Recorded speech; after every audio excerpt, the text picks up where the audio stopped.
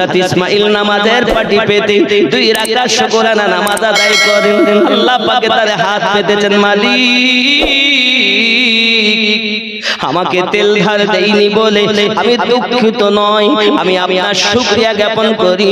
অন্তত আমাকে দুনিয়ার মানুষ এতটা লায়েক মনে করেছে যে আমি তাদের পরিশোধ করতে পারবো না ঋণগুলো।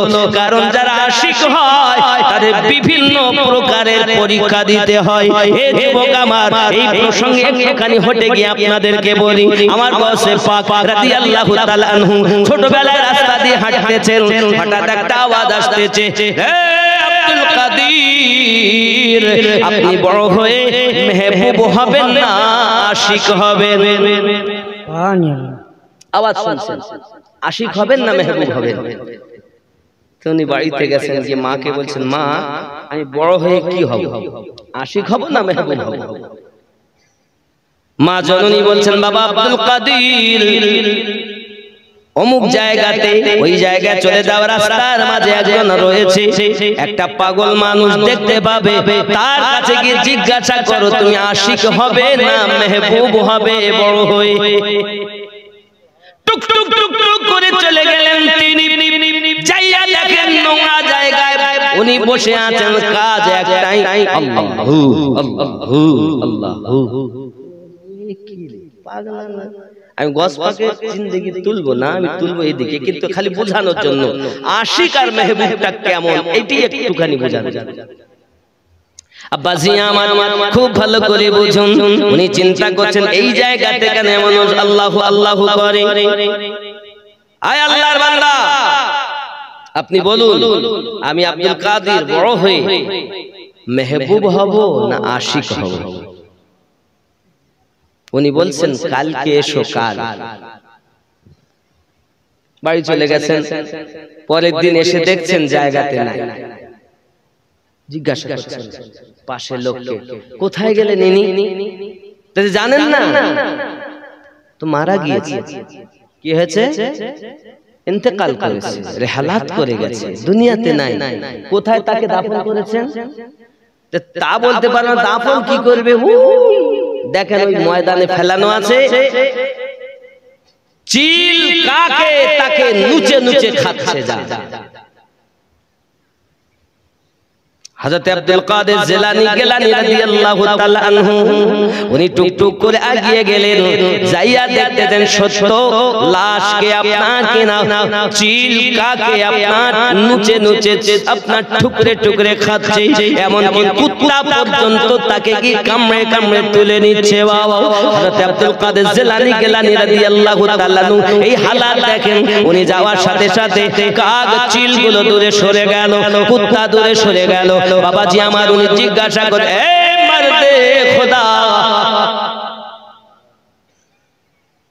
ওয়াদা করেছো আমাকে আমার সঙ্গে যে কালকে আসলে বলবো, এখন তুমি বলো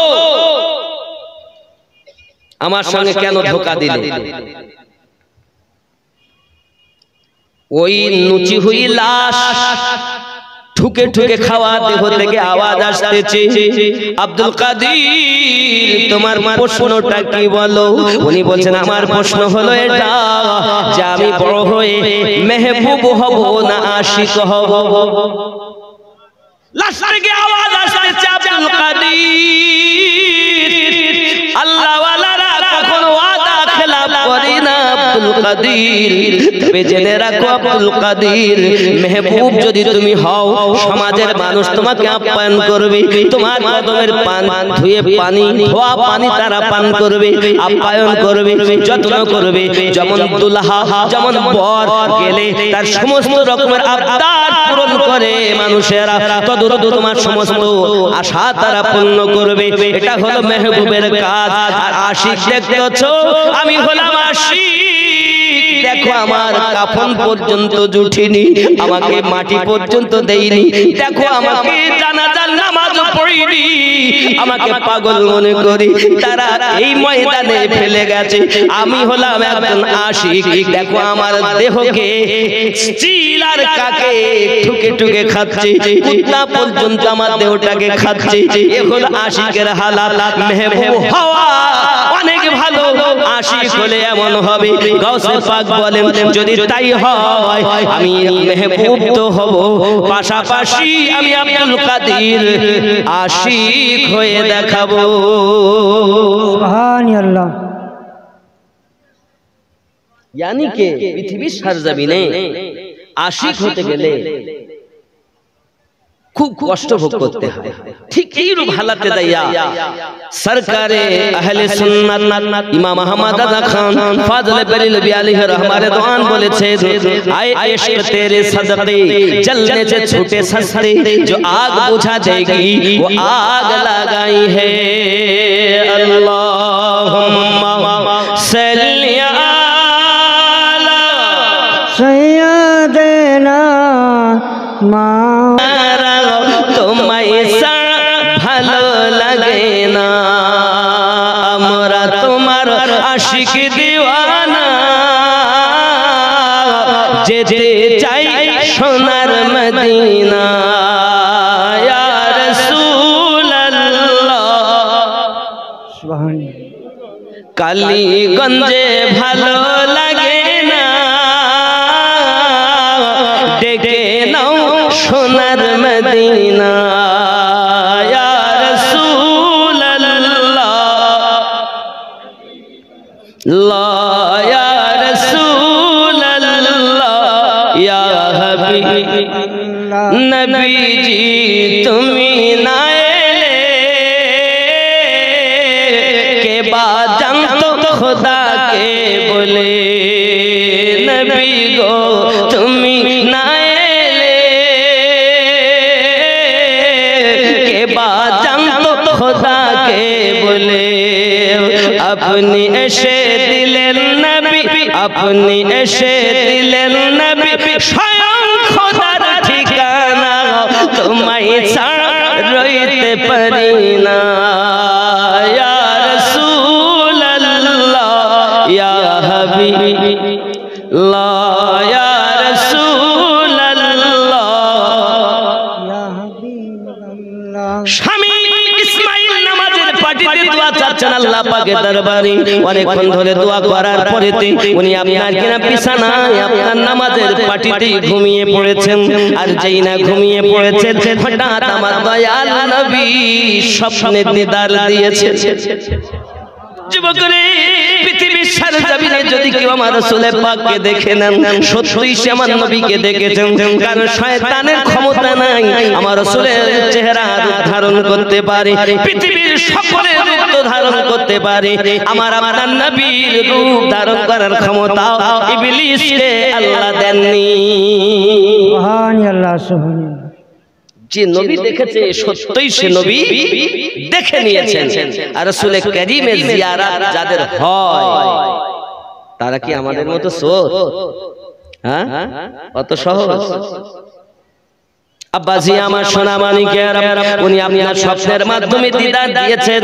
ইসমাঈল তোমার বিবি মাহফুল চতুর্থবার একটি কন্যা সন্তান জন্ম দেবে, ওই কন্যাটা এত সুন্দর হবে, এত নেককারিনী হবে, যার দুয়ার বরকতে আমার আল্লাহ পাক আল্লাহ তাআলা আমার ৭০,০০০ গুনাহগার উম্মতকে জান্নাতি বানিয়ে দিবে। সুবহানাল্লাহ। হবে না, এই মেয়েটা খুব ভালো নেককারিনী হবে, আশিকা হবে, আবিদা হবে, নেককারিনী হবে, তার নাম রাখবে রাবিয়া। জেনে রাখো ইসমাঈল তোমার বিবি দোয়া করেছে আল্লাহ একটি পুত্র দিও, কিন্তু আল্লাহ পুত্র দেওয়াতে খুশি নয়, কন্যা দেওয়াতে খুশি। আমি নবী সংবাদ দিয়ে গেলাম ওই মেয়েটি জন্ম নেবে বলে আজ বাসরা নগরের যে শাসনকর্তা নাম তার ঈশার, তার কাছে যাইয়া বলবে সে যেন ৪০০ দিরহাম তোমাকে সাদকা করে দেয়। হযরত ইসমাঈল বলেন নবী গো আমি যদি বলি আমাকে সাদকা করো ৪০০ দিরহাম, কখনো ধনী ব্যক্তি আমাকে সাদকা দেবে না, আমাকে দান করবে না। হুজুর এই জন্য কোন প্রমাণ তাদেরকে দিতে হবে। আমার নবী বলেন ইসমাঈল প্রতিদিন ৩০০ বার করে দরুদ আমার প্রতি ওই ঈশার তেলাওয়াত করে তারপরে ঘুমাতো, আর জুমার রাতে ৪০০ বার আমার উপর করে দরুদ শরীফ পড়ে তাই ঘুমাই। বিগত জুমার রাত একবার আমার প্রতি দরুদ শরীফ পড়ি নাই, তাই শাস্তি স্বরূপ সাদকা স্বরূপ 400 দিরহাম যেন তোমাকে সাদকা দেয়। সুবহানাল্লাহ। হুজুর এই ঘটনা তো আমরা মানব না, নবী কেমন করে জানেন? হায় হায় আমার জওয়ান যুবক সোনা মানিকেরা, একটুখানি দলিল আপনাদের কাছে দেই। আম্মা জান আয়েশা রাদিয়াল্লাহু তাআলা আনহা তিনি চাঁদের 14 তারিখ রাত ঘর থেকে বাইরে এসেছেন। সংক্ষিপ্ত কথা বাবা, হঠাৎ ভিতরে গেছেন নবী গো, কদমে আরজি আপনার, আকাশে এতটা তারা এতটা নেকি কারো আছে? দয়াল নবী আমার বলেন এতটা তারা এতটা নেকি হলো আমার কি নাম? রাবিয়া। রাবিয়া ও রাবিয়া নামে ওয়াজ করছে, রাবিয়া দিয়েছে নারী তাকবীর, নারী তাকবীর। এইরকম আওয়াজ দিলে টাকা দেয়। নারী তাকবীর, নারী রিসালাত, ইয়া রাসূলুল্লাহ। আওয়াজ হয়নি, আরো জোর হবে দরকার। নারী তাকবীর, আল্লাহু আকবার। শুরু সে আখির তক, প্রথম থেকে শেষ পর্যন্ত আওয়াজ বুলন্দ হবে। আল্লাহ যারা আওয়াজ দিবে তাদের আওয়াজে বরকত দিও, ঈমানে আমলে বরকত দিও। নারী তাকবীর, আল্লাহু আকবার। নারী রিসালাত, ইয়া রাসূলুল্লাহ। মাসলাকে ইমামে আযম, জিন্দাবাদ। মাসলাকে আলা হযরত, জিন্দাবাদ। নারী তাকবীর। আল্লাহু আকবার। মোটামুটি হয়েছে, তা পুরো হয়নি। কথা বুঝেছেন? ভিতরে ঢুকেছেন। রাসূলে পাক বলেন আকাশে যতটা তারা এতটা নেকি আমার ওমর ফারুকের জীবনে। জোরে বলে সুবহানাল্লাহ। কার কতটা নেকি এটাও আমাদের নবী খবর রাখেন না? রাখেন না? রাখেন না? রাখেন না?